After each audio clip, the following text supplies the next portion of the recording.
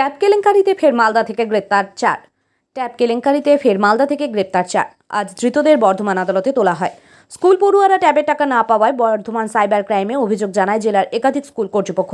অভিযোগ পাওয়ার পরই নড়েচড়ে বসে জেলা পুলিশ। তদন্তে নামে পুলিশের বিশেষ টিম। তদন্তে নেমে মালদা থেকে হাসান আলী নামে এক যুবককে গ্রেপ্তার করে বর্ধমান জেলা পুলিশ। বাকি অভিযুক্তদের ধরতে হাসানকে রিমান্ডে নেয় জেলা পুলিশ। হাসানের দেওয়া তথ্যের ভিত্তিতে গত রাতে মালদায় ফের অভিযান চালিয়েছে পূর্ব বর্ধমান জেলা পুলিশের বিশেষ টিম।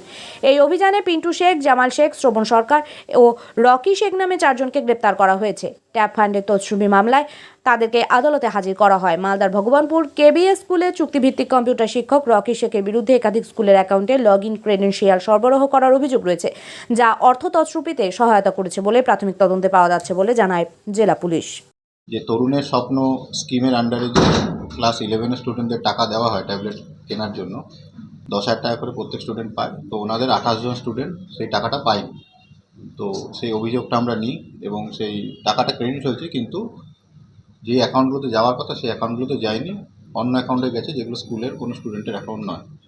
তো যেটা আছে 28টা অ্যাকাউন্টে আমরা ডেবিট ফ্রিজ করে রাখি এবং 28টার মধ্যে 25টা অ্যাকাউন্টে কিন্তু টাকা হোল্ড করা গেছে।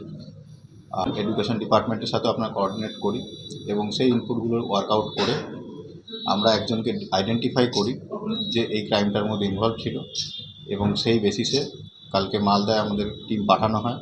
তারা রেড করে বৈষ্ণবনগর এলাকা থেকে হাসেন আলী বলে একজনকে অ্যারেস্ট করা হয়েছে। তো তাকে আজকে আমরা কোর্টে প্রডিউস করছি এবং তাকে আমরা রিমান্ডে নিচ্ছি।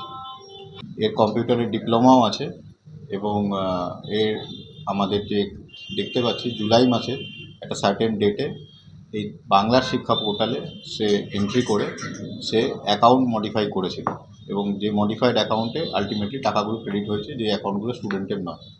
তো আরও সে যে মোবাইলটা ইউজ করেছিল এই কাজের জন্য সেই মোবাইলটা আমরা সিজ করেছি এবং তার সাথে আরও কারা কারা আছে সেগুলো আমরা তদন্ত করে দেখার জন্য তাকে রিমান্ডে নিচ্ছি। সবাইকে এদেরকে আইডেন্টিফাই করার জন্য কিছু ইনফরমেশান অলরেডি আমাদের কাছে আছে, বাট যেহেতু ইনভেস্টিগেশনটা চলছে আমরা সেগুলো রিভিল করতে চাইছি না, সেগুলো আমাদের ইনভেস্টিগেশন হ্যাম্পার করবে।